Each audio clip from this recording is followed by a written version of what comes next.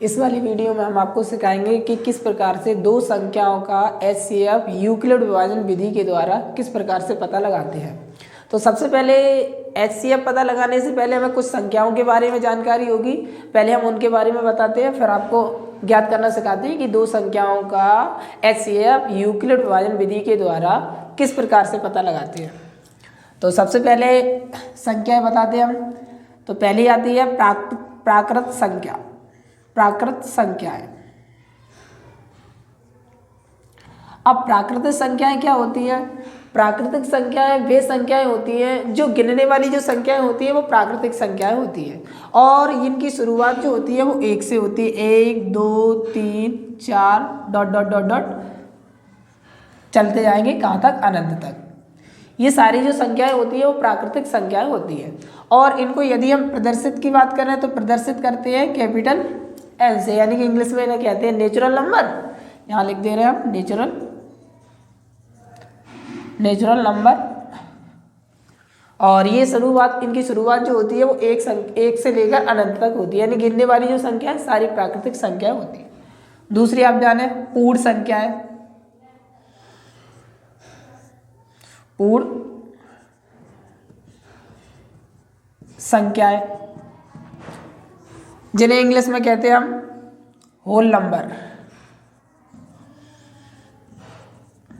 अब ये पूर्ण संख्याएं क्या होती है? पूर्ण संख्याएं भी प्राकृतिक संख्याएं होती हैं, बस इनमें क्या कर दिया जाए, अगर हम प्राकृतिक संख्याओं के समूह में, जैसे ये आपका प्राकृतिक संख्याओं का समूह था 1 2 3 4 डॉट डॉट डॉट डॉट बढ़ते जाए, यदि हम इसमें जीरो भी शामिल कर दें तो ये जो समूह बनेगा ये बनेगा आपका पूर्ण संख्याओं का, जिन्हें हम W से रिप्रेजेंट करते हैं। यानी कि पूर्ण संख्याएं जो होती है वो जीरो से स्टार्ट होती हैं और अनगिनत तक जाती है। ये सारी संख्याएं कहलाती है, इनके संख्याओं का जो समूह होता है वो पूर्ण संख्या होती है। आगे बात आती है पूर्णांक की। पूर्णांक संख्याएं क्या होती है? पूर्णांक क्या होते हैं? एक तरह से यदि हम ये आपके जो पूर्ण संख्याएं का जो समूह है, इस समूह में पूर्णांक संख्याओं का जो समूह है, यदि हम इस समूह में प्राकृतिक संख्याएं जो बनी थी, प्राकृतिक संख्याओं के समूह, इनके नेगेटिव नंबर भी शामिल कर दे, जैसे कि -1 -2 -3 -4, तो इस प्रकार का जो समूह बढ़ेगा वो सारी संख्याएं जो होंगी वो पूर्णांक संख्या होंगी एक तरह से। यानी कि हम ऐसा कह सकते हैं कि प्राकृतिक संख्याओं यानी पूर्णांक संख्याओं के समूह में प्राकृतिक संख्याओं के नेगेटिव नंबर शामिल कर दिए जाए तो ये पूरा जो समूह बनेगा ये आपका पूर्णांक संख्याओं का बन जाएगा। आगे जो संख्या होती है परिमेय संख्याएं।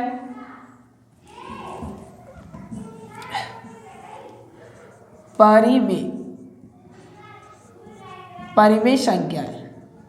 अब परिमेय संख्याएं कौन सी होती है? जिन्हें इंग्लिश में कहते हैं रेशनल नंबर।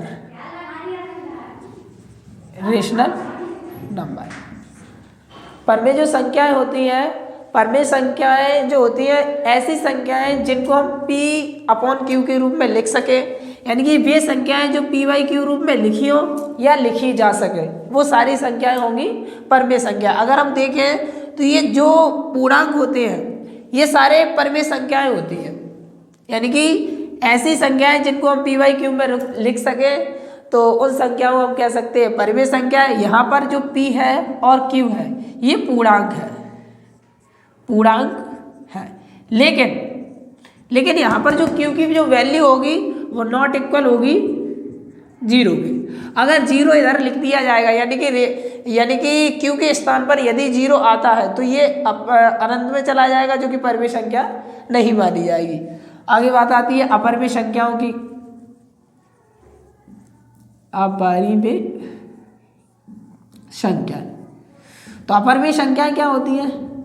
अपरिमेय संख्याएं वे संख्याएं होती हैं जिनको हम P/Q फॉर्म में नहीं लिख सकते, यानी कि जिनको हम P/Q रूप में प्रदर्शित नहीं कर सकते, वो संख्याएं होती हैं अपरिमेय संख्या। जैसे हम कहते हैं कि √5 √2 √3 पाई etc, इस टाइप की जो संख्याएं होती है वो सारी अपरिमेय संख्या होती है। परिमेय संख्याओं के एग्जाम्पल बताएं तो 2y 2y3 4y 5 dot dot dot बहुत सारी हो सकती है, यानी कि ये भी सारी परिमेय संख्याओं में आ जाती है। अगर इनके क्या अपॉन में अपन 1 मान लें तो ये सारी संख्याएं परिमेय संख्याओं में आ जाएंगी।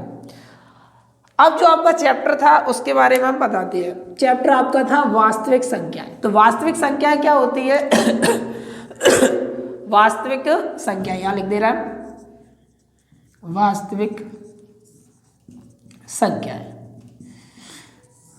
रियल में वास्तविक संख्याएं हो, यदि हम परिमेय संख्याएं यानी परिमेय संख्याएं और अपरिमेय संख्याएं, परिमेय संख्याएं और अपरिमेय संख्याएं, इन दोनों के समूह को मिला दें, यानी कि परिमेय सारी परिमेय संख्या ले लें और सारी अपरिमेय संख्या ले लें और उनसे मिलाकर यदि हम एक समूह बनाए संख्याओं का, तो वो जो समूह बनेगा वो वास्तविक संख्याओं का समूह बनेगा, यानी कि वो संख्याएं होंगी जो वास्तविक संख्या होगी। तो आपको समझ में आया कि वास्तविक संख्याएं क्या होती है, यानी कि परिमेय संख्याएं और अपरिमेय संख्याएं, परिमेय संख्याएं और अपरिमेय संख्याओं को यदि मिला दिया जाता है तो जो संख्याएं प्राप्त होंगी वो सारी वास्तविक संख्या होगी। और ये जो सारी संख्याएं ये सारी वास्तविक संख्याओं के अंतर्गत आती है।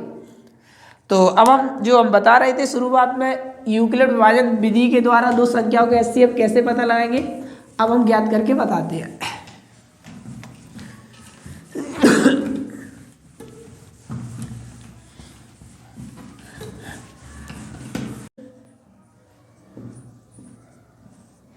विभाजन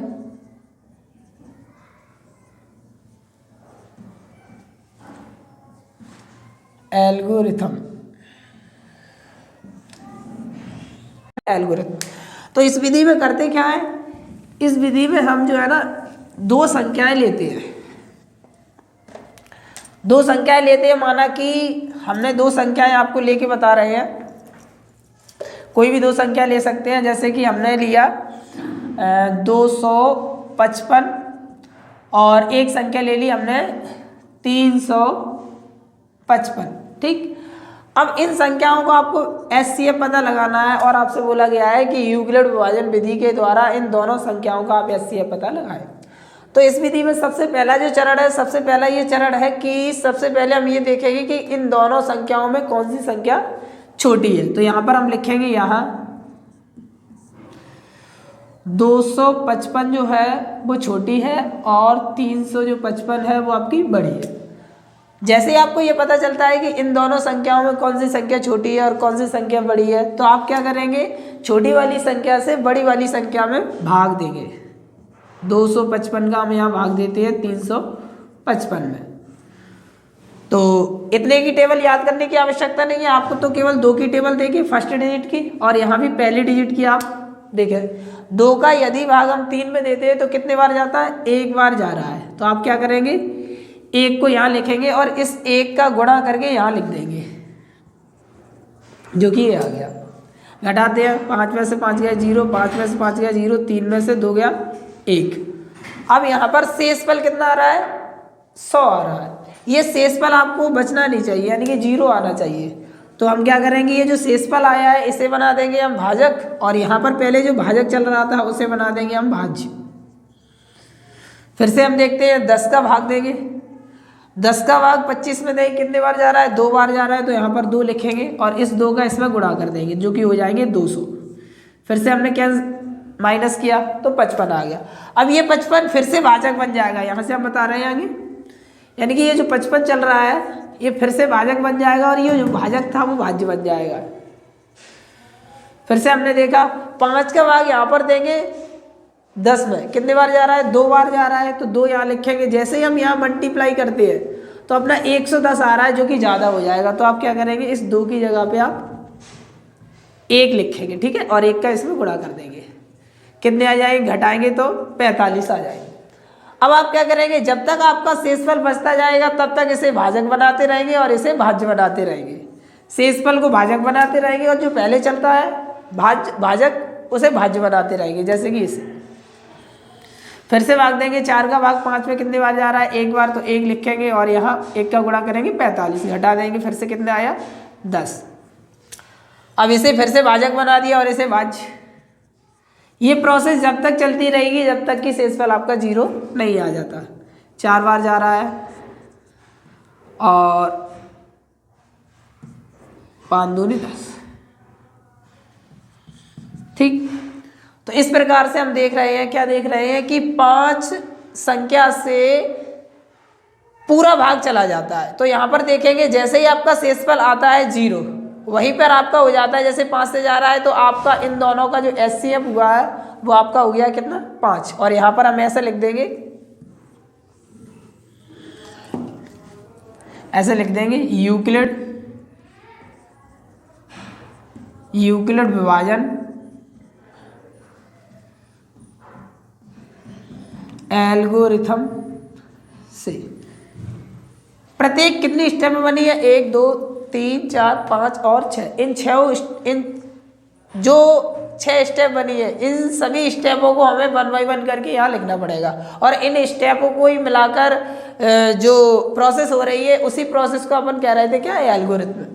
तो यहाँ पर लिखेंगे पहली स्टेप में क्या बनता है, सूत्र होता है आपका भाज्य बराबर यानी कि 355 बराबर भाजक यानी कि ये गुणा भागफल यानी कि ये और प्लस शेषफल यानी कि ये।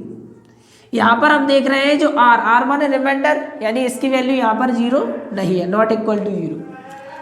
ऐसे इसके लिए लिखेंगे 255 बराबर 100 गुणा में 2 और प्लस शेषफल कितना है 55। तो यहाँ भी आर नॉट इक्वल टू 0 है। इसके लिए लिखेंगे 100 बराबर 55 गुणा 1, 55 गुणा 1 और प्लस में कितना आ जाएगा 45। यहाँ भी आर नॉट इक्वल टू 0। इसके लिए लिखेंगे, इस वाले के लिए 55 बराबर 45 गुणा 1 और प्लस के शेषफल कितना आ जाएगा 10। यहाँ भी हम देख रहे हैं आर नॉट इक्वल टू 0।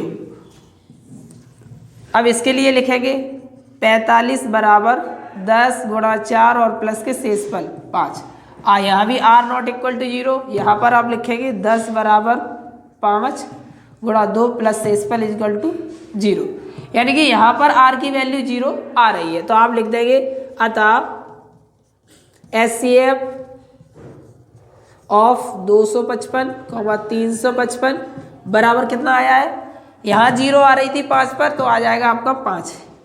इस टाइप से आप सवाल को हल करें कि अगला सवाल हमने बोर्ड पे लिख के रखा है। एक सवाल और हम करके बताते हैं आपको। ये जो सवाल हमने लिख के रखा है ये 10th क्लास की एनसीईआरटी का एग्जाम्पल नंबर पहला है, जो कि पहले चैप्टर का सवाल है। इसमें भी ये पूछा गया है कि आप यूक्लिड विभाजन विधि के द्वारा इन दोनों संख्याओं का आपको एचसीएफ पता करना है।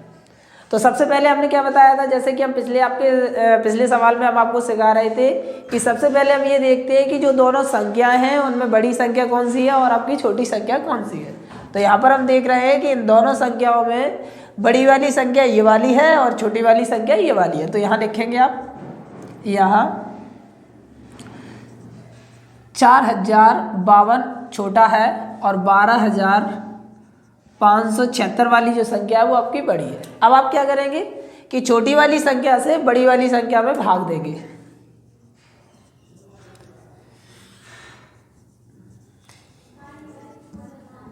तो आपको घबराने की आवश्यकता नहीं है कि इतना बड़ी टेबल कौन पढ़ा याद करेगा। यहाँ पर आपको केवल इतना देखना है कि इस वाली संख्या का पहला अंक कौन सा है और यहाँ पर जो संख्या लिखी है इसका पहला अंक कौन सा है। तो यहाँ पर हम पहला अंक देख रहे हैं 1 है, लेकिन यदि 4 का भाग 1 में देते हैं तो भाग तो जाएगा नहीं। तो इसलिए हम क्या करेंगे, 1 में 2 को भी शामिल कर लेंगे। तो आपके यहाँ पर बन जाएंगे 12 और यहाँ पर बन जाएंगे 4। अब आपको करना क्या है, आपको केवल इतना करना है कि इस 4 का भाग 12 में देके चेक करना है। तो 4 का भाग जब हम 12 में देते हैं तो 3 बार जा रहा है, 4 तिया 12। अब आप क्या करेंगे, 3 बार जा रहा है तो 3 का गुणा करके देख लेंगे इस संख्या में कहीं संख्या इससे बड़ी तो नहीं आ रही है। तो देखते हैं हम गुणा करके, 3 दूनी 6 और 3 पट 15, 3 चौको 12, 12156 आ रही है और 12576 है। तो आपकी सही आ रही है। तो यहाँ पर आप लिख देंगे क्या, 3 और इसका इसमें गुणा करके हमने कितना देखा है, 3 दूनी 6 और 3 पट 15, 3 चौको 12। तो यहाँ पर लिख देंगे कितना, 12156। 6 में से 6 गई 0, 7 में से 5 को माइनस करेंगे तो 2 और 5 में से 1 करेंगे तो 4। कितना नंबर आ गया, 420। अब ये 420 जो आपका शेषफल आया है, इसमें हमने आपको क्या बताया था, इसको बना देंगे भाजक, और यहाँ पर जो संख्या चल रही थी भाजक, उसे क्या बना देंगे, भाज्य। कहने का मतलब इसे भाग के अंदर कर देंगे। 40 500, ठीक। अब फिर से आप भाग देंगे, 4 का भाग 4 में देंगे तो एक बार जाएगा, जो कि बहुत ज़्यादा कम हो जाएगा। तो आप क्या करेंगे, 4 का भाग 40 में देंगे तो कितने बार जा रहा है, मिनिमम 10 बार जा रहा है। तो 10 बार में तो नहीं, आप एक संख्या कम करके इसमें गुणा करेंगे, यानी 420 में आप 9 का गुणा करके देख लेंगे। 9 दूनी 18 और 9 चौको 36, 36 और एक कितने हो जाएंगे, 37, जो कि ठीक आ रहा है। तो यहाँ पर क्या लिखेंगे, यहाँ 9 लिख देंगे और गुणा करने पर आंसर कितना आया है, 37 80। यहाँ पर एक कैरी 2 में से 0 गई तो 2, एक हाथ से ले ले, तो यहाँ पर हो गया 15 में से 8 जाएगी तो कितने बचेंगे, 7। अब यहाँ पर आपके बचे हैं 9, तो 9 में से 7 गए, कितने बचे, 2, यानी कि 272 हो गया। अब 2 से 72 के फिर से वही कार्य करेंगे, इसे बना देंगे भाजक, और इस वाली जो संख्या चल रही थी इसे क्या बना देंगे, भाज्य। 420, ठीक। अब आप देख रहे हैं कि फिर से हमने भाग दिया, 2 का भाग 4 में दे रहे हैं तो 2 बार जा रहा है, लेकिन यहाँ पर साफ साफ दिख रहा है कि 272 को यदि दुगना करेंगे तो आपका बहुत नंबर मिल जाएगा, इससे कहीं ज़्यादा आ जाएगा। तो आप एक ही बार करते हैं, तो यहाँ पर 1 लिख दिया और यहाँ पर आप संख्या लिख देंगे, कितनी आ जाएगी, 272। तो घटाएंगे तो 10 एक हासिल नहीं, 10 में से 2 गए, कितने बचे, 8 बचे, और यहाँ पर आपके हो गए कितने, 11। 11 में से जब हम 7 को माइनस करेंगे तो आ जाएंगे आपके 4, और यहाँ 3 में से 2 को माइनस करेंगे तो कितना बचेगा, 1, यानी कि 148 बचा। अब चूंकि यहाँ पर हम लगा के बताते हैं 148। अब आप क्या करेंगे, 148 जो संख्या है इसको बना देंगे आप भाजक, और इसको क्या बना देंगे, भाज्य। और ये कार्य जब तक करेंगे जब तक कि शेषफल आपका 0 नहीं आ जाता, ठीक। तो फिर से कार्य करते हैं, 14 का भाग 27 में देते हैं तो 14 दूनी होते हैं 28, जो कि ज़्यादा हो रहे हैं तो 1 बार, और 1 का गुणा करेंगे तो कितना आ जाएगा, 148। 12 में से 8 गए, कितने बचे, 4, और यहाँ पर 6 में से 4 गए, 2 बचे, और यहाँ पर 1 के 1, कितना आया, 124। अब 124 का भाग देंगे इसमें, फिर से हमने 12 का भाग 14 में दिया तो फिर से एक बार जा रहा है, तो यहाँ फिर से लिखेंगे 4 बचे और यहाँ पर 2। अब फिर से 24 भाजक बन जाएंगे और ये बन जाएगा आपका भाज्य। 2 का भाग इसमें देंगे, कितने बार जा रहा है, 6 बार जा रहा है, तो 6 का आप गुणा करके देख लेंगे, कहीं ज़्यादा तो संख्या नहीं हो रही है। 6 चौको 24 और 6 दूनी 12, 12 और 2 14, 144 ज़्यादा हो जाएंगे, तो आप क्या करेंगे, 5 बार कर देंगे, तो 5 चौको 20 और 5 दूनी 10 और 2 12, कितना आ गया आपका, 4 बचा, ठीक है, कितना बचा, 4। अब इस 4 को बना देंगे भाजक और इसे बना देंगे भाज्य। 4 का भाग 24 में दिया, कितने बार जा रहा है, 6 बार, 4 6 24।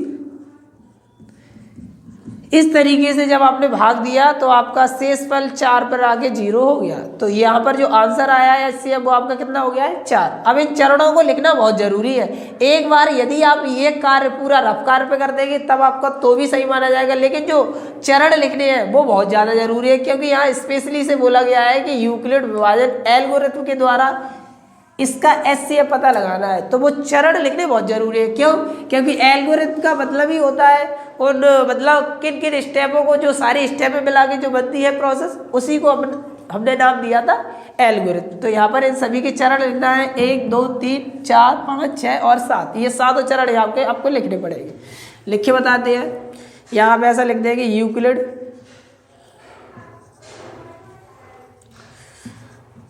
यूक्लिड विभाजन एल्गोरिथम। जैसा कि हम आपको बता चुके हैं, यूक्लिड एक वैज्ञानिक थे, इन्होंने विभाजन के द्वारा HCF पता लगाया, और वो HCF के जो चरण थे, प्रक्रिया थी, उसी को हमने नाम दे दिया था एल्गोरिथम, यानी उस पूरी प्रक्रिया को कहा था एल्गोरिथम, और इस पूरे विधि का नाम बन गया था यूक्लिड विभाजन एल्गोरिथम। तो लिखते हैं, पहला बार क्या बताया था, भाज्य, यानी कि ये वाली संख्या 12576 बराबर इसका इसमें गुणा यानी भाजक गुणा भागफल और प्लस शेषफल। 40 52 गुणा में 3 और प्लस के 420। तो यहाँ देख रहा है r नॉट इक्वल टू 0। इस वाले के लिए लिखते हैं 40 52 बराबर 420 गुणा 9 और प्लस शेषफल 272। यहाँ भी r नॉट इक्वल टू 0। इस वाले के लिए 420 बराबर 272 गुणा 1 और प्लस के शेषफल 148। यहाँ भी देख रहा है r नॉट इक्वल टू 0। इसके लिए 272 बराबर 148 गुणा 1 प्लस शेषफल 124। यहाँ भी देख रहे हैं r नॉट इक्वल टू 0। इसके लिए लिखते हैं 148 बराबर 124 गुणा 1 प्लस शेषफल आपका था 24।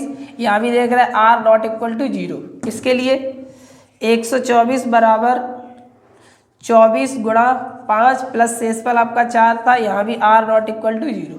इसके लिए देखते हैं तो 24 बराबर 4 गुणा 6 प्लस शेषफल 0। यानी कि यहाँ पर आप देख रहे हैं कि 0 आ रहा है, तो लिख देंगे अतः HCF ऑफ किसका, दिस एंड दिस, 12 576 का कितना आया है आपका, 4 पे 0 आया है, तो आप लिख देंगे यहाँ पर 4 आंसर। और इस तरीके से आपका ये सवाल हल होता है। कर ले नोट।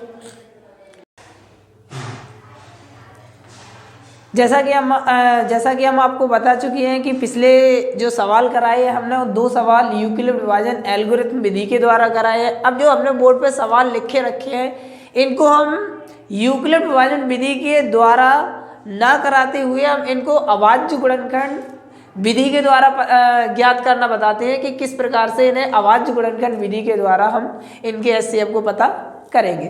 तो सबसे पहले इन्हें थोड़ी हम प्रोसेस बता दें। अगर कोई संख्या है, अगर कोई संख्या आपको लिखी है, जैसे माना कि हमने 140 लिख दी, यदि आपसे पेपर में ये पूछा जाता है कि इस संख्या को आप अभाज्य गुणनखंड के रूप में लिखकर बताइए, तो आप इसे ऐसे करेंगे गुणनखंड करके।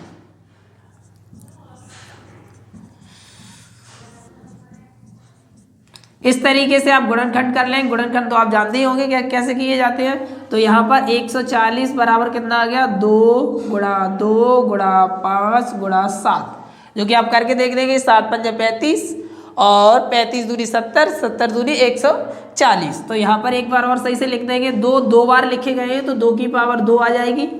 एक बार लिखा गया है तो 5 की पावर 1 आ जाएगी। 7 एक बार लिखा गया है तो 7 की पावर 1 आ जाएगी।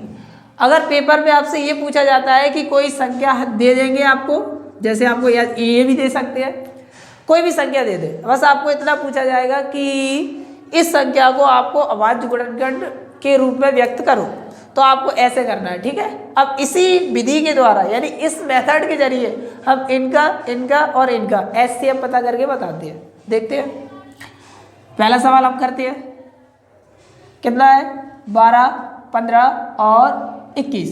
तो इस विधि में हम ये नहीं देखते हैं कि कौन सी संख्या छोटी है कौन सी संख्या बड़ी है। इसमें कोई सी भी संख्या का हम क्या करेंगे, प्रत्येक संख्या के ये अभाज्य गुणनखंड ज्ञात करेंगे। जैसे ये आप रफ्तार पे कर सकते हैं और डायरेक्ट भी कर सकते हैं। तो यहाँ पर हम करके बताते हैं। 12 के आपने खंड कर लिए, 2 का भाग दिया 3 और 3 का भाग दिया 1। 15 के खंड करिए और यहाँ 21 के भी आपने खंड कर दिए। 30 7 21 और 7 एकम 7। ठीक, अब आप क्या करेंगे, जब आपने 12 के खंड किए तो आपको मिला 2 गुणा 2 गुणा 3 गुणा 1। यहाँ आपने 15 के खंड किए तो खंड मिले आपको 3 गुणा 5 गुणा 1। और यहाँ पर आपने 21 के खंड किए तो आपको मिला 3 गुणा 7 गुणा 1। अब आपको यहाँ पर ये देखना है कि इन सभी का यदि आपसे पूछा जाए कि HCF पता लगाओ, यानी कि 12 15 और 21, तो आप क्या करेंगे, इन तीनों संख्याओं में से यानी कि इन तीनों खंडों में से ये संख्या देखेंगे कि कॉमन कौन सी संख्या आ रही। कॉमन का मतलब होता है ओबाइडिस्ट, जो संख्या इसमें आए वो इसमें भी आनी चाहिए और इसमें भी आनी चाहिए। तो यहाँ पर हम देख रहे हैं कि इन सभी में यहाँ पर 3 है, हम दूसरी मार्कर का यूज करते हैं। यहाँ पर आपका ये 3 है और इसमें भी आपको 3 खंड मिल रहा है और इसमें भी, तो आप क्या करते हैं कि ये 3 तीनों में आ रही है तो 3 को एक बार लिख देंगे। अब आप देख रहे हैं एक भी है, एक भी है और एक भी है, तो यहाँ पर गुणा में 1 लिख देंगे। और कोई तो संख्या नहीं आ रही है, तो इन दोनों को संख्याओं को गुणा करने पर जो आंसर आएगा वही इसका, इसका और इसका, इन सभी का क्या होगा, HCF होगा, यानी कि आंसर कितना आया, 3। इसी प्रकार से आप इसको भी कर सकते हैं। देखो करके बताते हैं। इन संख्याओं को आपको इस टाइप से करने की आवश्यकता नहीं, आपको डायरेक्ट दिख रहे हैं कि 17 का आपका बराबर हो जाएगा 17 गुणा 1 और 23 का हो जाएगा, 23 एक अभाज्य संख्या है तो 23 गुणा 1, 29 का हो जाएगा, 29 एक अभाज्य संख्या है तो कितना हो जाएगा, 29 गुणा 1। अब आप क्या लिखेंगे, HCF ऑफ किसका, 17, 23 और 29, सभी में कॉमन है ये 1, तो आपका आंसर कितना आया, 1। इस टाइप से ये भी ऐसा ही कर सकते हैं, आप करके देख लेना, ठीक है। और इस विधि के जरिए की एक फायदा और है, क्या है, इसमें यदि ये भी पूछा जाए साथ से कि इन संख्याओं का HCF भी पता लगाइए और इन्हीं संख्याओं का आप LCM भी पता करो, तो यहाँ पर आप इसी मेथड से LCM भी बता सकते हैं। जैसे देखो हम करके बताते हैं LCM।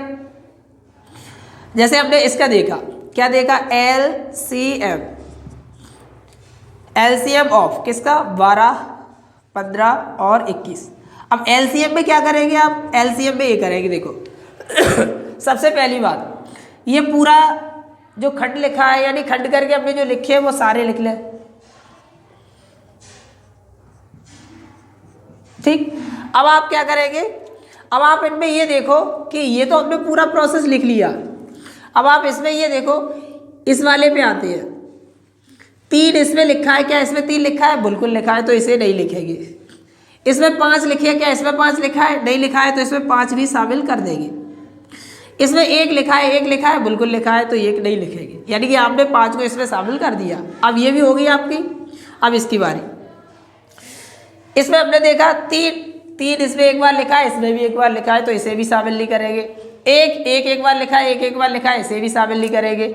7 क्या इसमें लिखे है, 7 नहीं लिखे है, तो 7 भी शामिल कर देंगे। अब इन संख्याओं का जो गुणा करके जो आपको संख्या मिलेगी, वो संख्या ही इसका, इसका, इसका, इन सभी का क्या हो जाएगा, LCM हो जाएगा। देखना गुणा करके हम बताते हैं, 5 होते हैं 35 और 35 दिया होते हैं 105 और 105 दूरी होती है 210 और 210 दूरी हो जाते हैं आपके 420। आप गुणा करके देख लेना, अगर आपको डायरेक्ट गुणा करना नहीं है। एक बार फिर से करके बताते, देखिए 7 पंजे 35 और 35 को जब 3 बार गुणा करेंगे, 35 दूरी 70 होती है 105 और इसका इसमें गुणा करेंगे तो कितना हो जाएगा, 105 दूरी 210 और 210 दूरी इसका हो जाएगा 420। इस टाइप से इस विधि का यही फायदा है, इससे आपको HCF भी पता लगा सकते हैं और LCM भी पता लगा सकते हैं। कर ले नोट, ये तो इसका भी ऐसा ही हो जाएगा अगर आप ऐसा करें तो। देखो LCM किसका, 17, 23, 29 करके हम बताते हैं।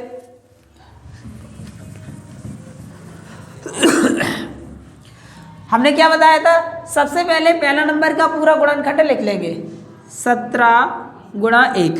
अब आप क्या करेंगे, हमने देखा कि 1 इसमें आता है, 1 इसमें लिखा है, ये नहीं लिखेंगे। क्या 17 इसमें लिखेगा या बिल्कुल लिखेगा, ये तो पहले लिख ही लिया था, ये सॉरी इधर वाले पे आते हैं। 1 इसमें लिखा है, बिल्कुल लिखा है, तो 1 को हम लिखेंगे नहीं।